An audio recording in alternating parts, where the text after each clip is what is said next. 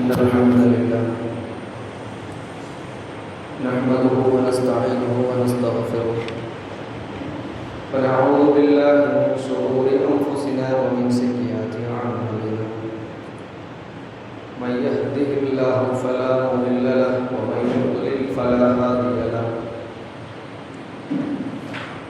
وأشهد أن لا إله إلا الله وحده لا شريك له تعالى عن النظير والنذير والشبيه وأشهد أن محمدا عبده ورسوله أرسله بالهدى بشيرا ونذيرا بين يدي الساعة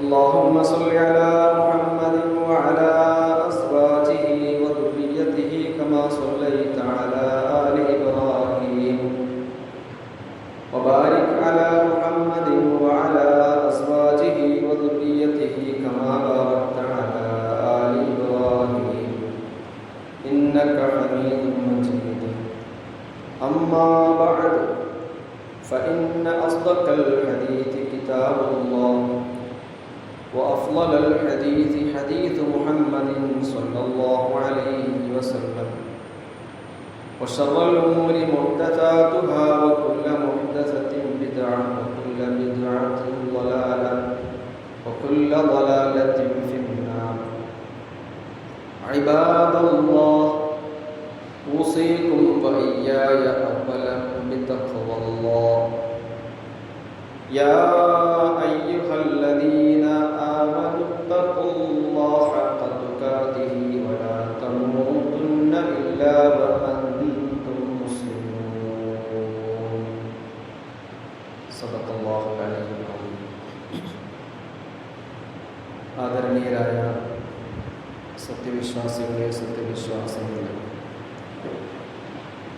സർവ്വലോകങ്ങളുടെയും സ്രഷ്ടാവും പരിപാലകനും നിയമമാതാവുമായ അള്ളാഹുവിൻ്റെ വിധിവിലക്കുകൾ ജീവിതത്തിലുടനീളം സമ്പൂർണ്ണമായി പാലിക്കണമെന്ന് പടച്ചതമ്പുരാൻ്റെ വിധിവിലക്കുകൾക്കൊത്ത് ജീവിതം നയിക്കുമ്പോൾ തഖ്വയും ഇഖ്ലാസും കൈമുതലാക്കണമെന്ന് എന്നോടും നിങ്ങളോടും വസീയത്ത് ചെയ്യുകയാണ്. സഗൗരവം ആ വിഷയം ഓർത്തുകയാണ്.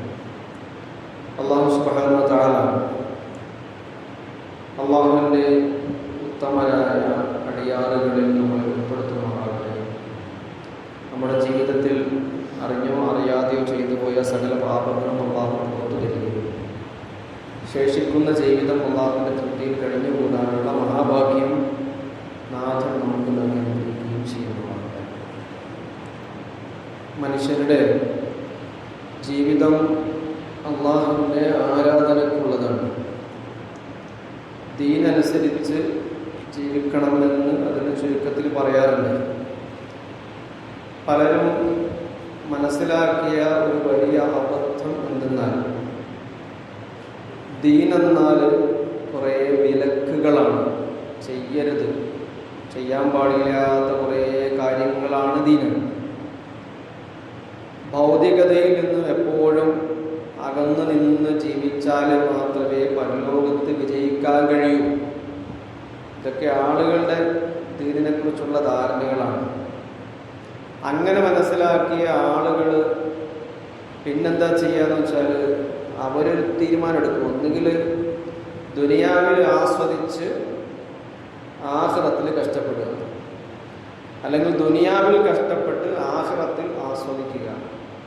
മുമ്പ് ഒരു നാട്ടിൽ ചന്ദനക്കുട ആഘോഷവുമായി ബന്ധപ്പെട്ട് രണ്ട് കൂട്ടര് ചേരി തിരിഞ്ഞ് വഴക്കുണ്ടായി. അങ്ങനെ പോലീസ് സ്റ്റേഷനിൽ ആ വിഷയം എത്തിയപ്പോൾ ചന്ദനക്കുടത്തെ എതിർക്കുന്ന ആളുകളോട് സ്ഥലം SI ചോദിച്ചു, നിങ്ങൾ എന്തുകൊണ്ടാണ് ഇത് എതിർക്കുന്നത്? അത് ഇവിടെ ചെണ്ട കൊട്ടിയാൽ പരലോകത്ത് ചെണ്ട കൊട്ടാൻ പറ്റില്ല, അതുകൊണ്ടാണ്. ചുരുക്കി പറഞ്ഞാൽ ഇവിടെ ആസ്വദിച്ചാൽ പരലോകത്ത് ഞങ്ങൾക്ക് ആസ്വദിക്കാൻ കഴിയില്ല, അതുകൊണ്ട് അതാ മാനദണ്ഡം.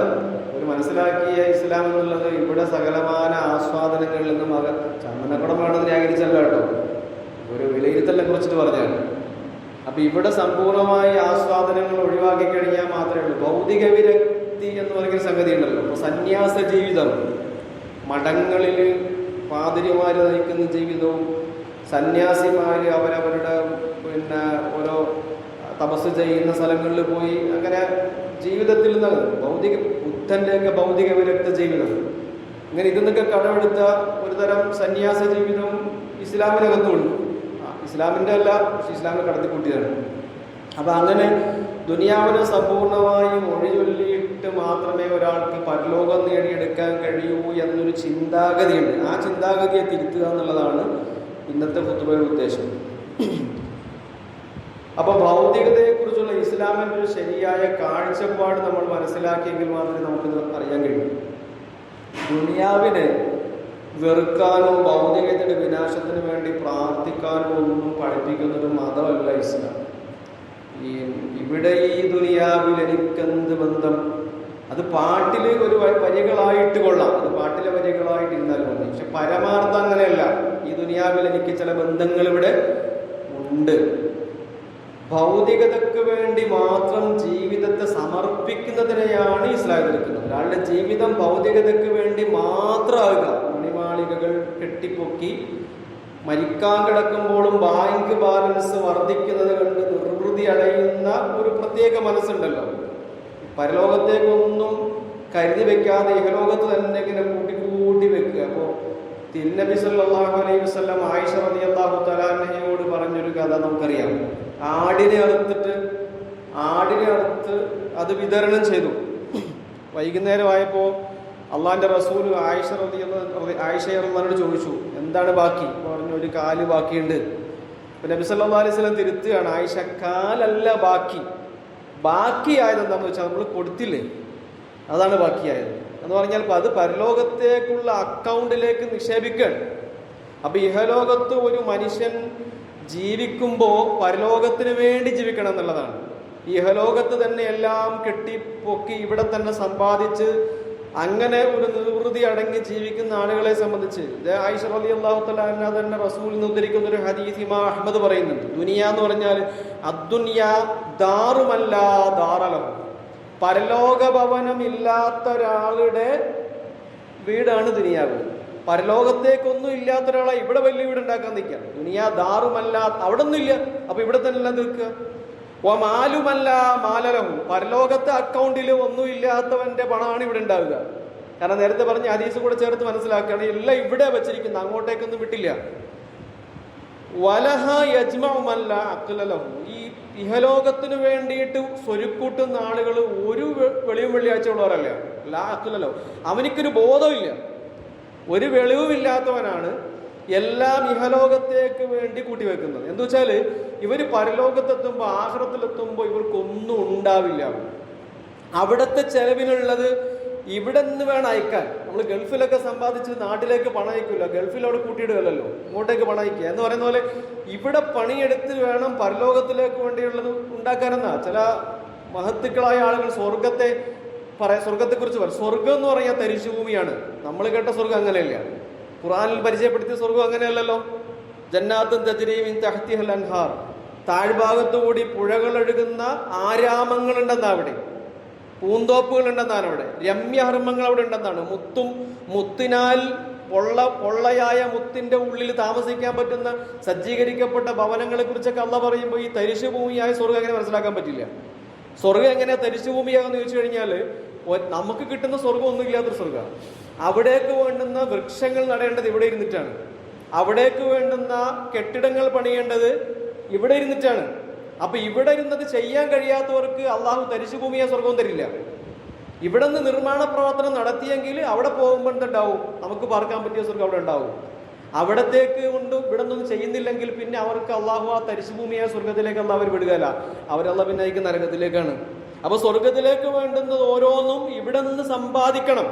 ഇപ്പോ ഇഹലോകത്ത് മതിമറന്ന് ജീവിച്ച ഒരു വലിയ കുബേരൻ ഉണ്ടായിരുന്നു, ഖാറൂൻ. മൂസ അലൈഹി സ്വലാത്തു വസ്സലാമിന്റെ കാലഘട്ടത്തിൽ ഖാറൂൻ മതിമറന്ന് ജീവിച്ചപ്പോ ആ കൗമ് ഖാറൂനോട് ലാ തഫ്രഹ്, ഖാറൂനെ അധികം നീ നെകളിക്കണ്ട എന്ന് പറഞ്ഞിട്ട് പിന്നെ പറയുന്നൊരു വാക്കുണ്ട്. ആയത്തിന്റെ വാക്യാണ് വബ്തഗി ഫീമാ ആതാകല്ലാഹു ദാറൽ ആഖിറ, അള്ളാഹു നിനക്ക് തന്നതിൽ നീ പരലോകത്തെ തേട്. ഇവിടെ അള്ളാഹു നിനക്ക് കുറെ തന്നില്ലേ, നീ ഈ ഇഹലോകം കൊണ്ട് പരലോകത്തെ അന്വേഷിക്കും. വലാ തൻസ നസീബക മിനദ് ദുനിയ. ഇഹലോകത്ത് നിനക്കായിട്ട് ചില ഓഹരികളുണ്ട്. എന്ന് വെച്ചാൽ ഹലാലായ കുറെ സംഗതികൾ, ഇവിടെ അള്ളാഹു അനുവദിച്ചിരുന്ന കുറെ സംഗതി ഉണ്ടല്ലോ, അതിവിടെ നിനക്ക് ആസ്വദിക്കാനുള്ളതാണ്. പിന്നെ ഇവിടെ നീ കുറെ പരലോകത്തിന് വേണ്ടി പണിയെടുക്കേണ്ടതുണ്ട്, അതും നീ ഇവിടെ ചെയ്യേണ്ടതാണ്.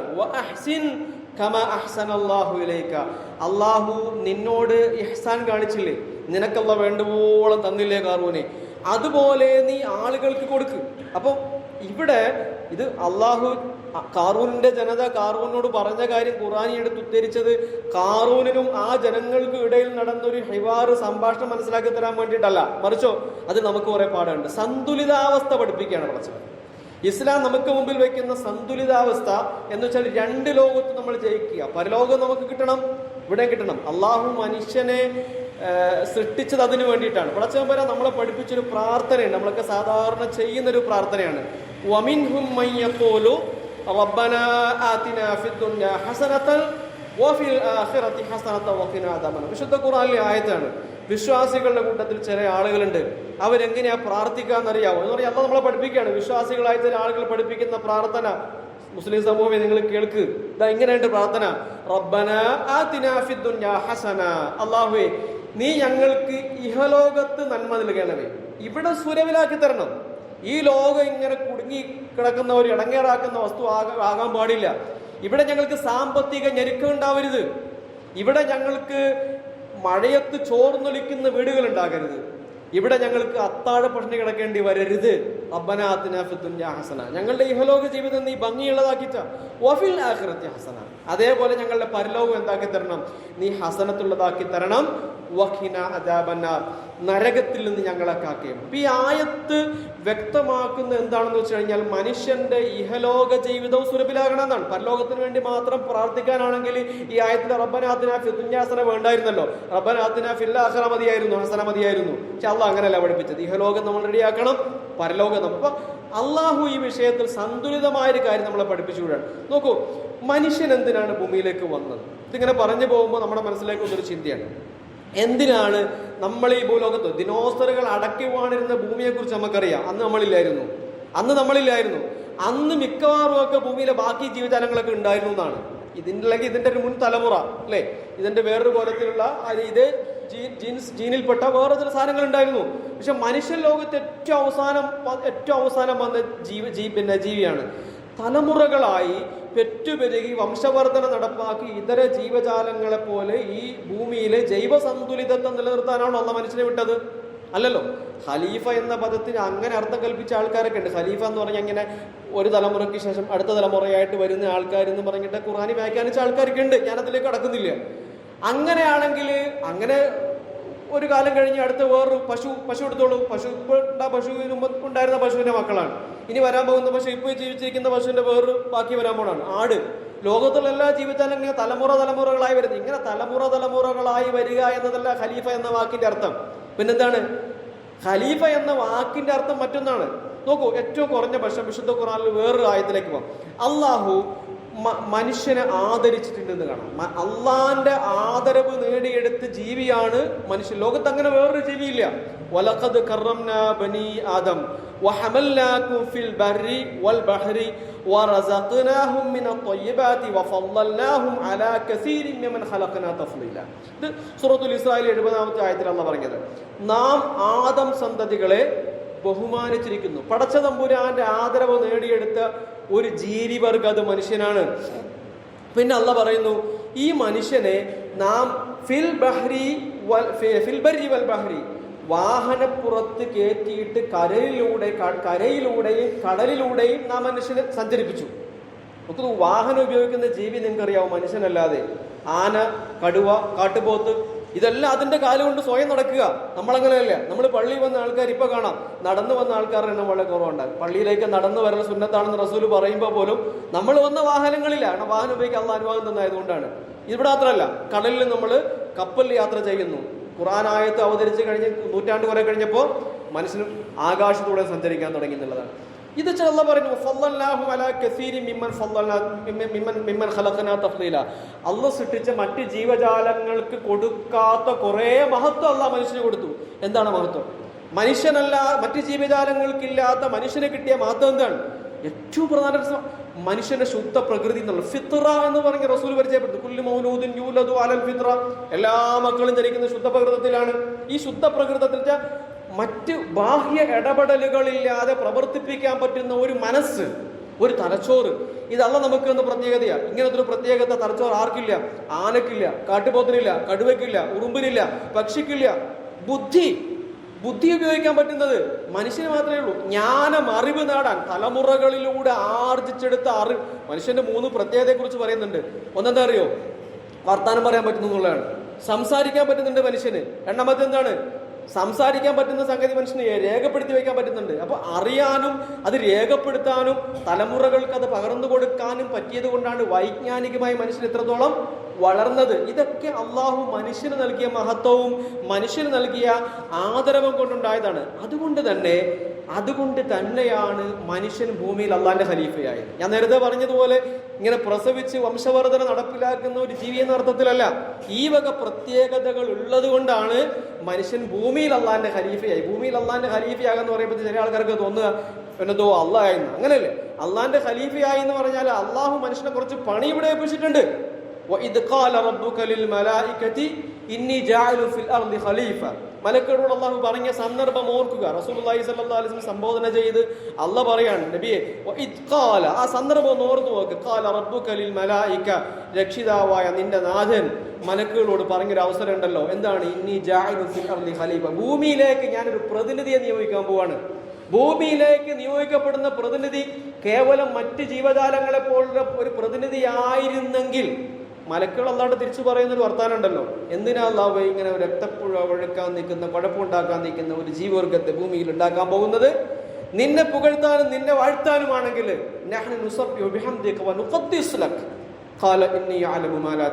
അള്ളാഹു പറഞ്ഞ മറുപടി, അല്ല മലക്കുകളെ, നിങ്ങൾക്കറിയാത്ത വേറെ കുറെ കാര്യം എനിക്കറിയാം എന്ന് പറഞ്ഞാൽ, ഞാൻ സൃഷ്ടിക്കാൻ പോകുന്ന ജീവി എന്ന് പറഞ്ഞാൽ ദിനോസർ കാലഘട്ടം മുതൽ ഈ ഭൂമിയിൽ ഉണ്ടായിരുന്ന പോലെ ജൈവ പ്രക്രിയക്ക് അതിൻ്റെതായ സംഭാവനകൾ നൽകുന്ന ഒരു ജൈവിക ഘടകത്തെ അല്ല, മലക്കുകളെ പോലെ അള്ളാഹുവിനെ മാത്രം ആരാധിച്ചു കൊണ്ടിരിക്കുന്ന ഒരു ജീവവർഗത്തെ അല്ല.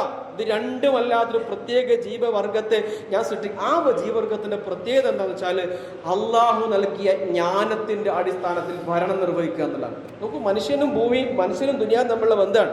ഇവിടെ നമ്മൾ ഭരിക്കാൻ വന്നവരാണ്. ഞാൻ വെറുതെ പറയണല്ല. സൂറത്തുൽ മാഇദയിൽ 49-ാമത്തെ ആയത്ത്, വഅനിഹ്കും ബൈനഹും ബിമാ അൻസലല്ലാഹ്. റസൂലോടുള്ള പറയാണ്, റസൂലോടുള്ള സംബോധന നമ്മളൊക്കെ അതിനകത്ത് പെട്ടതാണ്. വഅനിഹ്കും ബൈനഹും, ജനങ്ങൾക്കിടയിൽ ഭരണം നടത്തുക, ജനങ്ങൾക്കിടയിൽ വിധി കൽപ്പിക്കുക, അവിടെ പ്രശ്നങ്ങൾക്ക് പരിഹാരം കൊടുക്കുക. എന്തടിസ്ഥാനത്തിൽ? ബിമാ അൻസലല്ലാഹ്, പടച്ചോൻ അവതരിപ്പിച്ചതിന് പ്രകാരം. വലാ തത്തബി അഹ്വാഅഹും, മറ്റുള്ള ആളുകളുടെ ഇച്ഛകളെ, താല്പര്യങ്ങളെ, ആദർശങ്ങളെ, ഇസങ്ങളെ പിൻപറ്റാൻ പോകരുത്. ഇവിടെ ഭൂമിയിൽ ഭരണം നടത്താൻ പോകുമ്പോൾ നിങ്ങൾ ഏതിന്റെ അടിസ്ഥാനത്തിൽ ഭരണം നടത്തുക? മുതലാളിസത്തിന്റെയോ കമ്മ്യൂണിസത്തിന്റെയോ മാർക്സിസത്തിന്റെയോ നിങ്ങൾ തന്നെ ഉണ്ടാക്കുന്ന മറ്റേതെങ്കിലും ആദർശത്തിന്റെയോ അല്ല, പടച്ചോന്റെ അടിസ്ഥാനത്തിൽ ചെയ്യണം. വഹ്ദർഹും അൻ യഫ്തിനൂക അൻ ബഅദി മാ അൻസലല്ലാഹു ഇലൈക. ഇതൊക്കെ പറയുമ്പോൾ ആളുകൾ ഒരു പക്ഷേ നിങ്ങളെ ഫിത്നയാക്കാൻ ശ്രമിച്ചെന്നിരിക്കും. ആളുകൾ നിങ്ങളെ ആശയക്കുഴപ്പത്തിലാക്കിയേക്കാം. അതൊക്കെ വിട്ടേക്ക്. അള്ളാഹു പറഞ്ഞതിന് പ്രകാരം ഭരണം നടത്തുക എന്നുള്ളതാണ് നിങ്ങളുടെ പണി, ഖലീഫന്റെ പണി. അപ്പൊ അള്ളാഹുവിന്റെ കൽപ്പനക്കൊത്ത് നിഖില ജീവിതത്തെയും ചിട്ടപ്പെടുത്തലാണ് ഇബാദത്ത്. ഞാൻ ഇബാദത്തിനെ കുറിച്ചിട്ടാണ് പറഞ്ഞു വന്നത്. ഈ ലോകവും മനുഷ്യനും തമ്മിലുള്ള ബന്ധം, മനുഷ്യന്റെ ജീവിതം മുഴുവൻ ഇബാദത്താകുന്നത് ഇങ്ങനെയാണ്. അപ്പൊ അള്ളാഹ് പറഞ്ഞതനുസരിച്ചിട്ട് ജീവിതത്തെ മുഴുവൻ, അത് ഭരണവും ആവശ്യത്തിൽ വന്നു കഴിഞ്ഞു. ഖലീഫയായിട്ട് നിൽക്കുകയാണല്ലോ ഇവിടെ. വമാ ഖലഖതുൽ ജിന്ന വൽ ഇൻസ ഇല്ലാ ലിയഅ്ബുദൂൻ, ഞാൻ ജിന്നിനെയും മനുഷ്യനെയും പടച്ചത് ഇല്ലാ ലിയഅ്ബുദൂൻ, അവരെന്നെ ഇബാദത്തെടുക്കാൻ വേണ്ടിയിട്ടാണ്. അപ്പൊ എന്താണ് ഇബാദത്ത്? പള്ളിയിൽ 24 മണിക്കൂർ ഇരിക്കലല്ലേ ഇബാദത്ത്? ഈ ആയത്തിന്റെ അർത്ഥം അങ്ങനെയില്ല. അള്ളാഹിനെ മാത്രം ആരാധിക്കാൻ വേണ്ടിയാണ് മനുഷ്യനെയും ജിന്നെയും അള്ളാഹ് പടച്ചെന്ന് പറയുമ്പോൾ പൊതുവെ ഇബാദത്തിന്റെ അർത്ഥം മനസ്സിലാക്കി ആൾക്കാർ എന്താ വിചാരിക്കുക? എങ്കിൽ ജുമയ്ക്ക് വന്ന് നമ്മളിനി ഇശാ നിസ്കാരം കഴിഞ്ഞിട്ട് വീട്ടിലേക്ക് തിരിച്ചു പോയാൽ മതി, അങ്ങനെയാണോ? അല്ല. അങ്ങനെയാണെങ്കിൽ ജുമാ നിസ്കാരന്റെ വഇദാ നൂദിയ ലിസ്സലാത്തി മിൻ യൗമിൽ ജുമുഅത്തി ഫസ്ഔ ഇലാ ദിക്രില്ലാഹി വദറുൽ ബൈ ദാലിക ഖൈറുൽ ലക്കും ഇൻ കുൻതും തഅലമൂൻ. അത് കഴിഞ്ഞിട്ട് നിസ്കാരം കഴിഞ്ഞ വഇദാ ഖുദിയത്തിസ് സലാത്ത് ഫന്തശിറൂ ഫില്ലാഹ്, ബാങ്ക് വിളിക്കുമ്പോൾ പള്ളിയിലേക്ക് വാ എന്ന് പറഞ്ഞ അതേ അള്ളാഹ് തന്നെ അടുത്ത ആയത്തിൽ പറഞ്ഞു, ഇതാ ഖുദിയത്തി സലാ, നിസ്കാരം കഴിഞ്ഞാൽ ഫന്തശിറൂ ഫിൽ അർദ്, പിന്നെ പോയിക്കോളൂ. ഇന്നിപ്പം നിങ്ങൾ ഇവിടെ ഇരിക്കണമെന്നില്ല. നിസ്കാരം കഴിഞ്ഞാൽ പിന്നെ നിങ്ങളുടെ ജീവിത വിഭവം തേടി നിങ്ങൾ പുറത്തേക്ക് പോകണം. ഇത് കൽപ്പന അല്ല കേട്ടോ, പോകാനുള്ള അനുവാദം ഉണ്ടെന്നുള്ള അർത്ഥത്തിലാണ്. അപ്പോൾ അള്ളാഹു നമ്മളോട് പറയുന്നത് ഇത് ഈ ഇബാദത്തിന്റെ ഈ ഒരു തലാണ്. സൃഷ്ടിപ്പിന്റെ ലക്ഷ്യം എന്നുള്ളത് ഇങ്ങനെയാണ്. നമ്മുടെ അനുഭവ ജീവിതത്തെ മുഴുവനായി അള്ളാഹുവിന്റെ പൊരുത്തത്തിലാക്കുക എന്നുള്ളതാണ് ജീവിതത്തിന്റെ ലക്ഷ്യം. ഈ പകല് അള്ളാഹു നമുക്ക് സംവിധാനിച്ചു തന്നല്ലോ. രാത്രി പകൽ എന്ന് രണ്ട് സംഗതിയുണ്ട്. അതിൽ ഖുർആനിൽ കാണാം, പകലിനെ നാം തന്ന എന്തിനാണ്? മആശൻ, മഈശത്ത് എന്ന് പറഞ്ഞ സാധാരണ നമ്മുടെ മലയാള ഭാഷ പറയുന്ന ഒരു വാക്കാണല്ലോ, അറബിയാണല്ലേ. മഈശത്തിന് വേണ്ടി പോയി ആൾക്കാർ നാടൻ കാക്കാന്മാർ പറയാറുണ്ട്. എന്താ മഈശത്ത്? തൊഴിലിന് പോയി, പണിക്ക് പോയി, കടയിൽ പോയി, ഓഫീസിൽ പോയി.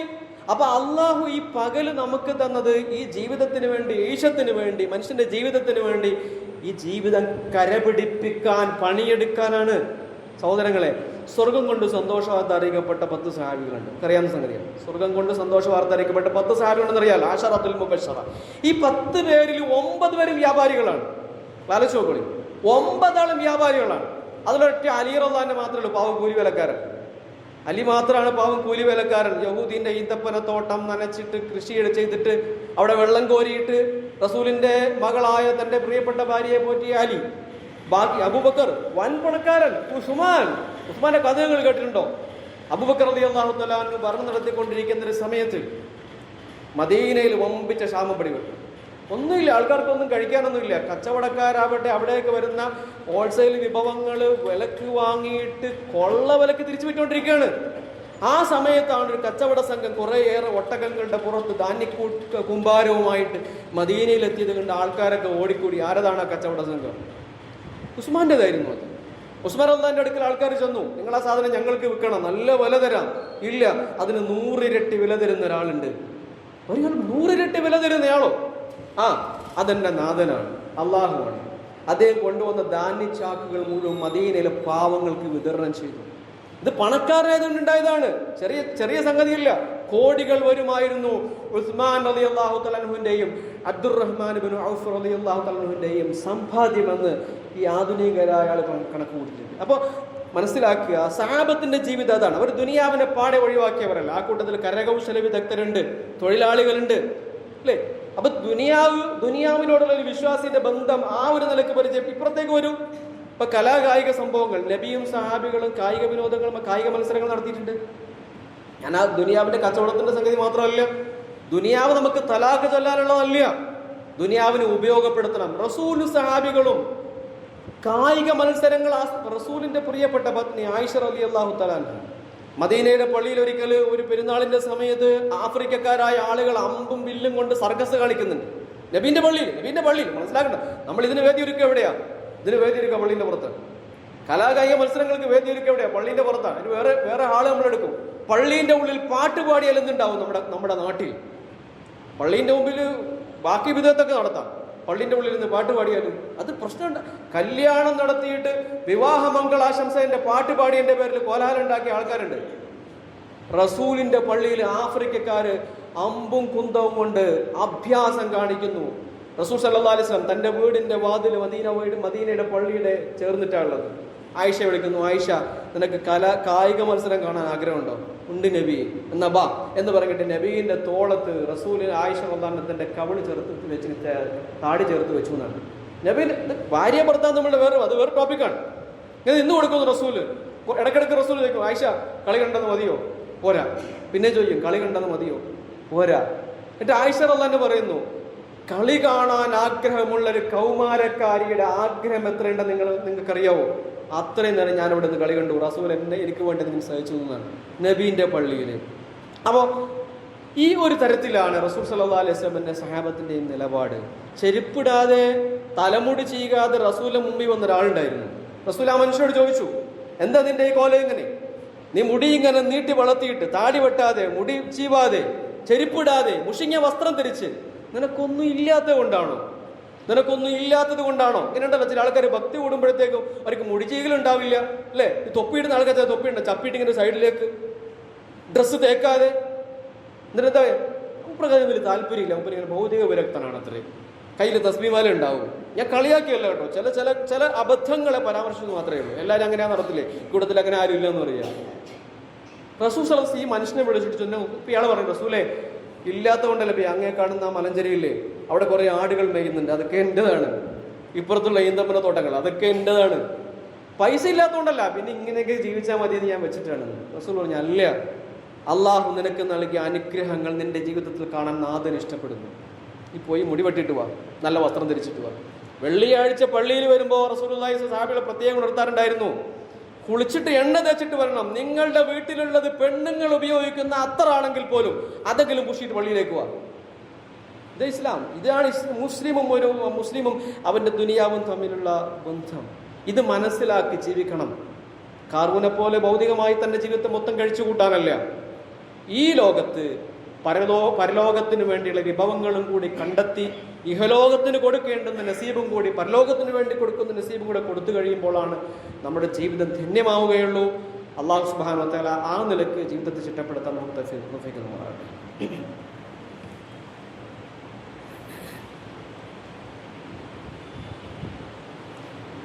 അൽഹംദുലില്ലാഹി റബ്ബിൽ ആലമീൻ വസല്ലല്ലാഹു വസല്ലമ അലാ മുഹമ്മദിൻ വആലിഹി വസഹബിഹി അജ്മഈൻ.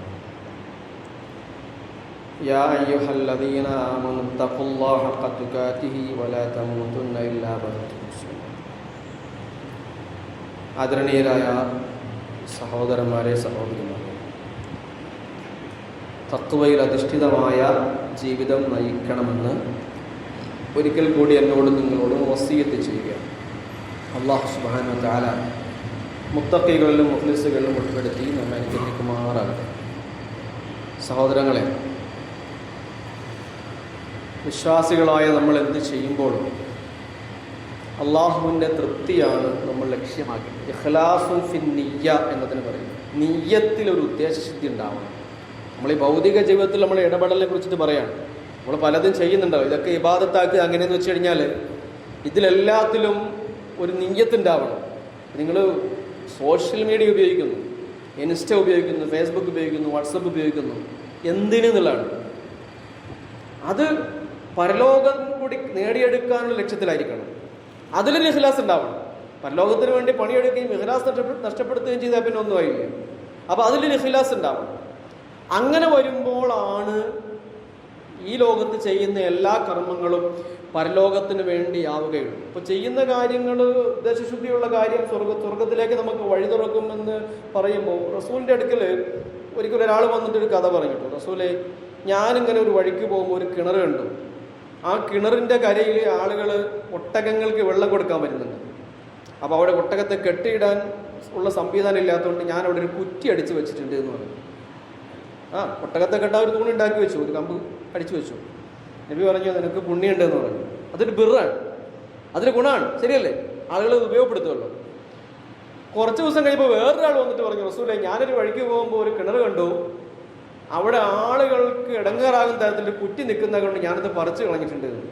നേരത്തെ മറ്റേ ആൾ അടിച്ചു വെച്ച കുറ്റിയാണ്. അവിടെ ആളുകൾ ചിലപ്പോൾ തട്ടി വീഴും, ഞാൻ ആ കുറ്റി പറിച്ചു കളഞ്ഞു. നബി പറഞ്ഞു, നിനക്കും പുണ്യമുണ്ട്. ആ കുറ്റി അടിച്ചയാൾക്കും പുണ്യം, ആ കുറ്റി പിഴുത് കളഞ്ഞയാൾക്കും പുണ്യം. അപ്പൊ പുണ്യത്തിന്റെ തോത് എന്താന്ന് വെച്ചാൽ നമ്മുടെ ഉദ്ദേശശുദ്ധിയാണ്. അള്ളാന്റെ തൃപ്തിക്ക് വേണ്ടി ചെയ്യുന്നതാണ് ഏറ്റവും വലിയ പുണ്യം എന്നുള്ളത്. ജീവിതത്തെ ആ ഒരു നിലക്ക് നമ്മൾ ചിട്ടപ്പെടുത്തണം. നേരത്തെ പറഞ്ഞതുപോലെ ഒന്നുകൂടി തിരിച്ചു വീണ്ടും പറയാണ്, ഇൻസ്റ്റ ഉപയോഗിക്കുമ്പോൾ, സോഷ്യൽ മീഡിയയിൽ ഏത് ഇടപെടൽ നടത്തുമ്പോഴും നിങ്ങളിപ്പോൾ കളിജ്വരത്തിന്റെ കാലത്താണ് ജീവിക്കുന്നത്, ഫൈനലിലേക്ക് എത്തിയിരിക്കുകയാണ്. അതിലുണ്ടാവുന്ന ഒരു ഇഖ്ലാസ്. കളി കാണാൻ വേണ്ടി അലാറം വെച്ച് എഴുന്നേക്കുന്ന ആളുകൾ സുബഹി നിസ്കാരത്തിന് അലാറം ഓൺ ചെയ്യാൻ മറക്കുന്നൊരു ദുരവസ്ഥയില്ലേ? അപ്പോൾ ഇഖ്ലാസ് എവിടെ എന്നുള്ളതാണ്. എല്ലാം രാത്രി നമുക്ക് എഴുന്നേക്കാൻ പറ്റുമെന്ന് അള്ളാഹ് നമ്മളെ പഠിപ്പിക്കുകയാണ്. രാത്രി നമുക്ക് എഴുന്നേക്കാൻ പറ്റുമെന്ന് അള്ളാഹ് നമ്മളെ പഠിപ്പിക്കുകയാണ്. നാളെ അള്ളാഹ് ചോദിക്കും, നീ എന്തുകൊണ്ട് സുബഹി നിസ്കരിച്ചില്ല? ഉറങ്ങിപ്പോയതാണ് എന്ന് പറയുമ്പോൾ പടച്ചു ചോദിക്കില്ലേ? അന്ന് 2026 വേൾഡ് കപ്പ് ഫുട്ബോളിന് നിന്റെ പ്രിയപ്പെട്ട 2 ടീമുകൾ ഏറ്റുമുട്ടിയ സമയത്ത് പാതിരാത്രി 2:30 സമയത്ത് അലാറം ചെയ്യുന്നിട്ടില്ലേ? ചോദ്യം ഉണ്ടാവും. അള്ളാഹ് ഒന്നും മറക്കുന്നവനല്ല.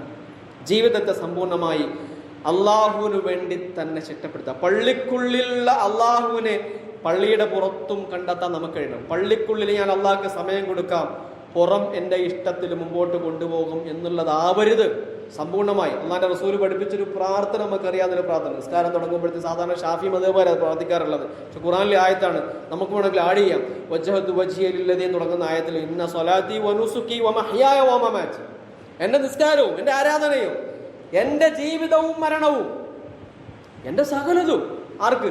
ലില്ലാഹി റബ്ബിൽ ആലമീൻ, സർവ്വലോക രക്ഷിതാവായ പടച്ചോന് ഞാൻ സമർപ്പിച്ചിരിക്കുന്നു. എല്ലാം അള്ളാഹ്ക്ക് സമർപ്പിക്കുമ്പോഴാണ് ജീവിതം സുലഭിലാവുക. അപ്പോഴാണ് ജീവിതത്തിന് ഒരു നിർവൃതി കിട്ടുക, ആത്മീയമായ ഒരു അനുഭൂതി എന്നൊക്കെ പറയല്ലേ, ആ ഒരു തരത്തിലേക്ക് നമ്മുടെ ജീവിതത്തെ അങ്ങനെ നമുക്ക് ഇഷ്ടപ്പെടുത്താൻ കഴിയുള്ളൂ. അതുകൊണ്ട് അള്ളാഹുവിൻ്റെ ചില വിലക്കുകളൊക്കെ ഉണ്ട്. ആ വിലക്കുകളൊന്നും ഒരിക്കലും എന്തല്ല, ഭാരമല്ല.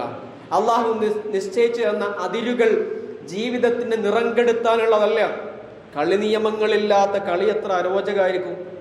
കളി നിയമങ്ങൾ, കളികൾക്ക് നിയമങ്ങളുണ്ട് എന്ന് പറഞ്ഞതുപോലെ കളിയെ ഭംഗിയാക്കുന്നത് നിയമങ്ങളാണെന്നതുപോലെ മനുഷ്യ ജീവിതത്തെ ഭംഗിയാക്കുന്നതും നിയമങ്ങളാണ്. ആ അർത്ഥത്തിൽ മാത്രമേ ഹുദൂദുള്ള അള്ളാഹുവിൻ്റെ പരിധികളെ കാണാവൂ. പടച്ചതമ്പുരാന്റെ പരിധിക്കുള്ളിൽ നിന്ന് ജീവിതത്തെ ചിട്ടപ്പെടുത്തുക. ദുനിയാവ് നമുക്ക് കിട്ടും, പരലോകം നമുക്ക് കിട്ടും. ആ ഒരു അർത്ഥത്തിൽ ജീവിതത്തെ ക്രമീകരിക്കുന്ന അള്ളാഹുവിൻ്റെ ഉത്തമനായ ദാസന്മാരുടെ കൂട്ടത്തിൽ കാരുണ്യവാനായ നാഥൻ നമ്മളെ ഉൾപ്പെടുത്തി അനുഗ്രഹിക്കുമാറാകട്ടെ.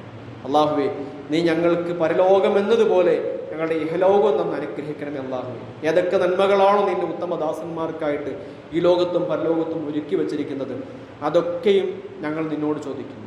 ഞങ്ങളുടെ എല്ലാ വേദനകളെയും വേപതുകളെയും നിന്റെ മുമ്പിൽ ഞങ്ങൾ അവതരിപ്പിക്കുന്നു. പടച്ചോനെ, നീ എല്ലാം ഞങ്ങൾക്ക് പരിഹരിച്ചു തരണമേ. അള്ളാഹുവേ, രോഗം കൊണ്ട് കഷ്ടപ്പെടുന്ന ആളുകൾ ഞങ്ങളുടെ കൂട്ടത്തിലുണ്ട്. അവിടെ രോഗങ്ങൾക്ക് ശമനം നൽകേണ്ടത് നീയാണ്. സാമ്പത്തികമായി, ശാരീരികമായി, മാനസികമായി പ്രയാസപ്പെടുന്ന പലരും അള്ളാഹുവേ, എല്ലാവരുടെയും എല്ലാ പ്രയാസങ്ങളെയും ബുദ്ധിമുട്ടുകളെയും നീ തീർത്തു കൊടുക്കണമേ നാഥ. അള്ളാഹുവേ, ഖബറിലേക്ക് യാത്രയായി ഞങ്ങളുടെ പ്രിയപ്പെട്ടവരുണ്ട്. അള്ളാഹുവേ, നീ അവർക്ക് അവരുടെ ഖബറിടങ്ങളിൽ വെളിച്ചു നൽകണേ. അള്ളാഹുവേ, ഞങ്ങൾ മരിക്കുമ്പോൾ ഞങ്ങളുടെ ഖബറും സ്വർഗത്തിൻ്റെ ഇടമാക്കി തരണേ. അള്ളാഹുവേ, اللهم اغفر للمؤمنين والمؤمنات والمسلمين والمسلمات الأحياء منهم والأموات إنك مجيب الدعوات يا قاضي الحاجات. اللهم أعز الإسلام والمسلمين وأذل الشرك والمشركين. اللهم إنا نعوذ بك من فتنة القبر ومن عذاب القبر ومن عذاب النار ونسألك الفردوس الأعلى. ربنا آتنا في الدنيا حسنة وفي الآخرة حسنة وقنا عذاب النار. ربنا تقبل منا إنك أنت السميع العليم وتب علينا إنك أنت التواب الرحيم. وصلى الله وسلم على محمد وآله وصحبه أجمعين والحمد لله رب العالمين. بالسلام.